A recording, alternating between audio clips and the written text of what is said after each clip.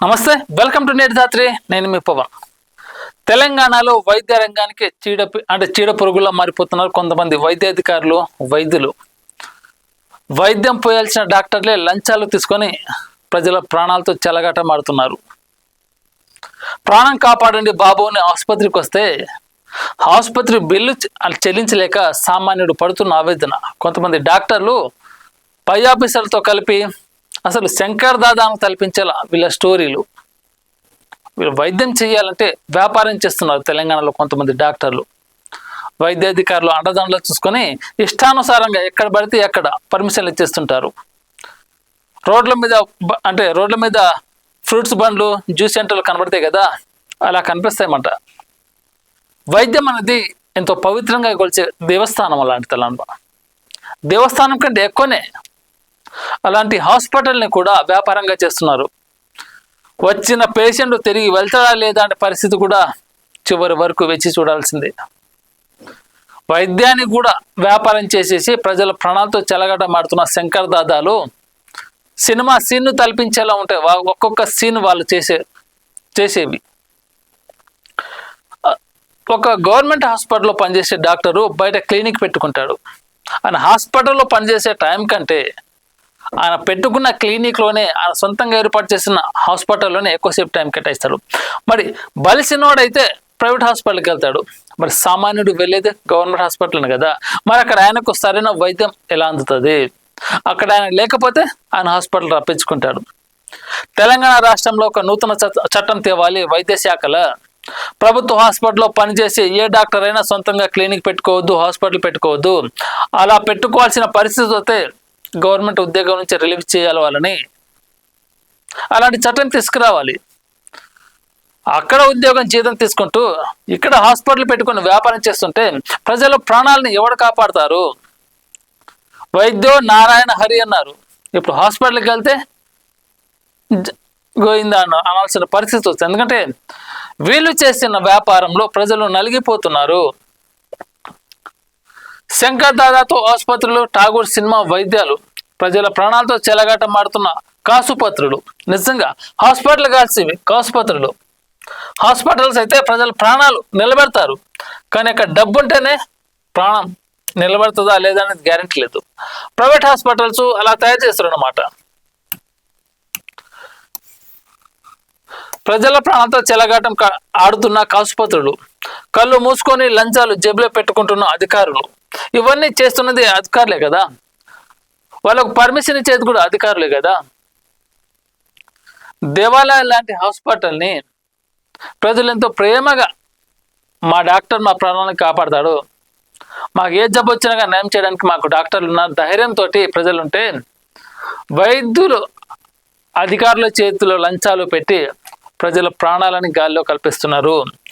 ఎన్నో ప్రతి సంవత్సరం హాస్పిటల్లోనే సరైన వైద్యం అందక, సరైన చికిత్స అందక హాస్పిటల్లో డాక్టర్ నిర్లక్ష్యం వల్ల చనిపోయిన కొన్ని వందలాది మంది ఉంటారు. అలాంటి డాక్టర్లకు శిక్షలు ఉండవా? వాళ్ళని శిక్షించలేరా? ఈ సమాజం ఎటు వెళ్తుంది అసలు? డబ్బులు ఇచ్చి హాస్పిటల్కి వెళ్తే కొంచెం ప్రాణాలు నిలబెడతారా లేదా అనే గ్యారంటీ కూడా లేదు. అలాంటి శంకర్ దాదా నకిలీ డాక్టర్లు కూడా తయారయ్యారు ఈ రోజులో హాస్పిటల్స్లో. లంచాలు ఇస్తే చాలు ఆసుపత్రులకు పర్మిషన్ ఇచ్చేస్తున్నారు. ఎక్కడ పడితే అక్కడ పుట్టగొడుగుల్లాగా ప్రైవేట్ హాస్పిటళ్ళు కాలనీకి ఒకటి, వీధికి ఒకటి కనబడతాయి. వాళ్ళు అసలైన డాక్టర్లా, శంకర్ దాదాలా తెలియదు. చివరికి ఆర్ఎంపీలు కూడా క్లినిక్లు పెట్టుకొని ప్రజల ప్రాణాలతో చెలగాటమాడుతున్నారు. ఇవన్నీ అధికారులకు తెలియమంటే తెలుసు. లంచాలకు మరిగిన అధికారులు ఉద్యోగంలో ఏం పని చేస్తారు? లంచాలలో అట్లా లేకపోతే ఉద్యోగం అనేది నీతి నిజాయితీగా చేస్తారు. లంచాన మరిగిన కుక్కలు ఉద్యోగం ఎలా చేస్తారు? అలాంటి పనికిమాలిన అధికారులను ఖచ్చితంగా తీసేయాలి ఉద్యోగాల నుంచి. ప్రజల ప్రాణాలతో చెలగాటమాడి ఏ ఒక్క వైద్యుని కూడా, అధికారిని కూడా, అధికారులను అంటే రాజకీయ నాయకుల ప్రోత్సాహంతో ఇదంతా జరుగుతుంది. అందుకంటే హాస్పిటల్స్ మేజర్గా వాళ్ళే ఉంటాయి, రాజకీయ నాయకులే. వాళ్ళ అండదండలు చూసుకునే కదా వీళ్ళ ప్రమోషన్లు, అధికారులకు ఇదంతా జరుగుతున్నది. మధ్యలో బల ఏది మాత్రం కామన్ మ్యాన్. కామనే కదా మ్యాన్ పోవడం, వాడు పోవట్లేదు కదా, పోయేది కామన్ మ్యాన్ అంతే. వాళ్ళు కూడా కామనే అనుకుంటారు. ఎవడో చేస్తే మనకేంటి, మన వ్యాపారం మనకు. అలాంటివి ఉంటాయి అన్నమాట. డిమాండ్ సప్లై సూత్రం వదిలేస్తున్నారు. ఆసుపత్రులు పెరిగినా, స్కానింగ్ సెంటర్లు ఎన్ని వచ్చినా ఖరీదు తగ్గడం లేదు. పేదలకు కొంతలో కొంతైనా ఉపశమనం లేదు. లక్షలు ఖర్చు చేస్తున్నా మెరుగైన వైద్యం అందడం లేదు. ఇంత జరుగుతున్నా చూద్దాం చూస్తున్న జిల్లా అధికారులు. తనిఖీలు లేవు, ఆసుపత్రుల మీద నిఘా లేదు. మామూలు మత్తుకు అలవాటు పడిన అధికారులు సొమ్ములు వసూలు కోసం మాత్రమే పనిచేస్తారు. ప్రజల ప్రాణాలు కాపాడే బాధ్యతను గాలికి వదిలేస్తున్నారు.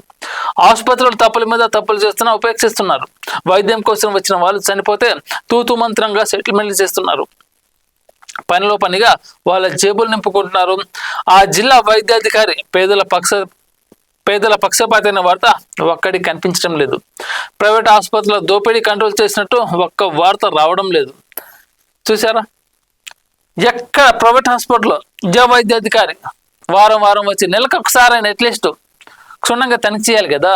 హాస్పిటల్లో ఎలా ఉంది సిచ్యువేషను, ఎమర్జెన్సీగా వస్తే పేషెంట్లకు ఎటువంటి సదుపాయం కల్పిస్తారు, అక్కడ అంటే ఒక ట్రీట్మెంట్కి కావాల్సిన, ఒక సర్జరీకి కావాల్సిన, ఒక పేషెంట్కి కావాల్సిన అన్నీ ఉన్నాయి అక్కడ. నకిలీ డాక్టర్లు ఉన్నారా, లేకపోతే శంకర్ దాదాలు ఉన్నారా, ఆర్ఎంపీలు ఉన్నారా, అసలు ఈ హాస్పిటల్కు ప్రభుత్వోన్మతి ఉందా, ఆ డాక్టర్ ఎంబీబీఎస్ చేశాడా, ఇవన్నీ క్షుణ్ణంగా తనిఖీ చేయాలి కదా వైద్యాధికారులు. ఏం చెయ్యం, డబ్బులు ఇచ్చేస్తే పర్మిషన్ ఇచ్చేస్తారు. హాస్పిటల్లో తనిఖీ కోసం వెళ్తే ఆనుకోవాలి, మూటప్ప చెప్తారు, ఆయన తీసుకొని గాడిదలాగా పాగేసుకుంటూ వెళ్ళిపోతారు. కానీ దాంట్లో కష్టపడేది, నరకం చూసేది పేదవాడే. లోపల వెళ్ళిన పేషెంట్ మళ్ళీ బయటకు వస్తారు లేదని గ్యారెంటీ లేదు. అలాంటి హాస్పిటల్లో ఉన్నాయి ఇక్కడ తెలంగాణలో. ఎక్కడ పడితే అక్కడ పుట్టగొడుగుల్లాగా కాలనీకి ఒకటి, వీధికి ఒకటి, ఎక్కడ పడితే అక్కడ పర్మిషన్లు ఇచ్చేస్తున్నారు. బట్ రోడ్డు మీద వెళ్ళేటప్పుడు బజ్జీల బండిలు, బోండాలు, పునుగుల బండిలు, పానీపూరి బండ్లు కనబడతాయి చూడు, అలా కనబడతాయి అన్నమాట హాస్పిటల్స్. ఎక్కడ పడితే అక్కడ స్కానింగ్ సెంటర్లు ఇష్టానుసారంగా పర్మిషన్లు ఇచ్చేసారు. కానీ పేదవాడి ప్రాణానికి మాత్రం ఎవడు గ్యారెంటీ ఇవ్వలేకపోతున్నారు. ఆసుపత్రులపై, క్లినిక్లపై, స్కానింగ్ సెంటర్లపై, ల్యాబ్లపై సరైన పర్యవేక్షణ లేదు, ఉండదు కూడా. లంచాలు ఇస్తుంటే ఎందుకు పర్యవేక్షిస్తారు? వాళ్ళకి కావాల్సింది డబ్బులు, వాళ్ళు ఇచ్చేస్తున్నారు. వీళ్ళకి కావాల్సింది వ్యాపారం, వీళ్ళు చేసుకుంటున్నారు. మధ్యలో పోయేది సామాన్యుడు, వాళ్ళకే సంబంధం. పోతే పోయింది సామాన్యుడు. అది వాళ్ళ పరిస్థితి అనమాట. తెలంగాణ వ్యాప్తంగా విచ్చలవిడిగా భ్రూణ హత్యలు జరుగుతున్న, చర్యలు లేవు. కడుపులోనే చంపేస్తున్నారు నకిలీ డాక్టర్లు, ఆర్ఎంపీలు. అన్ని బయటకు వస్తాయి, అన్ని తెలుసు అధికారులకు. కానీ చూసి చూడనట్టు కుక్క తోక వంకర ఉంటుంది కదా, అలా మన వైద్యాధికారుల బుద్ధి అలా ఉందన్నమాట. భ్రూణ హత్యలు జరుగుతున్నాయి, కడుపులోనే బాబునో పాపను చంపేస్తున్నారు. తెలిసి ఏం చేస్తున్నారు? సూటిగా సప్ప చెప్తారు, గాడిదలో మోసకపోతారు. తర్వాత వీళ్ళ పని వీళ్ళు చేసుకుంటారు, ఆయన పని అది చేసుకుంటారు. ఇటీవల జనగాం జిల్లాలో ఓ మహిళ చనిపోయిన ఘటన వెలుగు చూసింది. ఇక్కడ జనగామే కాదు, ప్రతి తెలంగాణలో ప్రతి జిల్లాలో, ప్రతి నియోజకవర్గంలో, ప్రతి మండలాల్లో ఇలాంటివి ఎక్కువైపోతున్నాయి. భ్రూణ హత్యలే కాదు, ఎక్కడ పడితే అక్కడ శిశు విక్రయాలు. అధికారులకు అన్నీ తెలుసు, వైద్యాధికారులకు ప్రజల దగ్గర నుంచి ఉన్నతంగా బతికే వాళ్ళ దాకా ఏం జరిగినా కూడా అన్నీ తెలుసు వాళ్ళకు. కానీ చూసి చూడనట్టు వదిలేస్తారు. వాళ్ళ జీవితాలు కాదు కదా, వాళ్ళ ప్రాణాలు కావు కదా.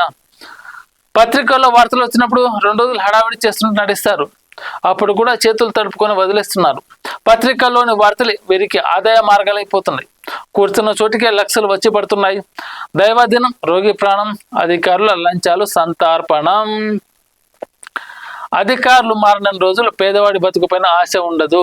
ఎప్పుడైతే పేదవాడు హాస్పిటల్కి వచ్చి ధైర్యంగా, మా మనిషి హాస్పిటల్ నుంచి వచ్చి ధైర్యంగా వెళ్తున్నామని డాక్టర్ల పైన, హాస్పిటల్ పైన నమ్మకం ఉండాలి. అలాంటి నమ్మకాన్ని వైద్యాధికారులు కల్పించడం లేదు. సామాన్యుడు హాస్పిటల్కి వస్తే లక్షల్లో ఫీజులు వసూలు చేస్తున్నారు ఇష్టానుసారంగా. అది ప్రభుత్వ ఆధీనంలో జరుగుతుందంటే లేదు. ఇష్టానుసారంగా ఏ హాస్పిటల్ వాళ్ళు ఇష్టానుసారంగా వాళ్ళ బిల్లును వాళ్ళు రూపొందించుకుంటున్నారు. అదంతా పేదల దగ్గర నుంచి లాక్కుంటున్నారు. ప్రైవేట్ హాస్పిటల్కి వెళ్ళాలంటే సామాన్యుడు భయపడుతున్నాడు. వైద్యాధికారులు అప్పుడప్పుడు హాస్పిటల్కి వెళ్ళండి, చూడండి, పర్యవేక్షించండి. సరైన వైద్యం అందుతుందా, నకిలీ డాక్టర్లు ఉన్నారా, శంకర్ దాదాలు ఉన్నారా, దొంగలు ఉన్నారా, అక్కడ అన్ని సదుపాయాలు ఉన్నాయా, అవన్నీ చెక్ చేస్తేనే కదా అధికారులు. అధికారులే లంచగొండి అవతారం ఎత్తిన తర్వాత ప్రజల ప్రాణాలు వాళ్ళే పట్టించుకుంటారు.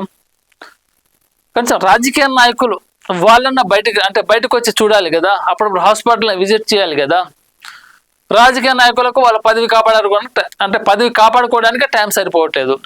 అధికారులకు లంచాలకు అలవాటు పడి ఈ పర్యవేక్షించడం మానేశారు. ఇక్కడ హాస్పిటల్స్ వ్యాపారం చేసుకుంటున్నాయి. ఇక్కడ బలయ్యేది మనలాంటి సామాన్యుడే. వాళ్ళకు బుద్ధి చెప్పాల్సింది మనమే, మళ్ళా వాళ్ళకి అధికారం కట్టబెట్టాల్సింది కూడా మనమే, మళ్ళా వాళ్ళకు నెల జీతం ఇవ్వాల్సింది కూడా మనమే. మళ్ళా చూసావా మన మీద ఎంతమంది కుక్కలు బతుకుతున్నాయో అంతమందికి బుద్ధి చెప్పలేకపోతున్నాం మనం. ఎందుకంటే వాళ్ళ కబంధస్తాలు మన సామాన్యులు నలిగిపోయాడు. మనమే వాళ్ళకి బుద్ధి చెప్పాలి ఖచ్చితంగా.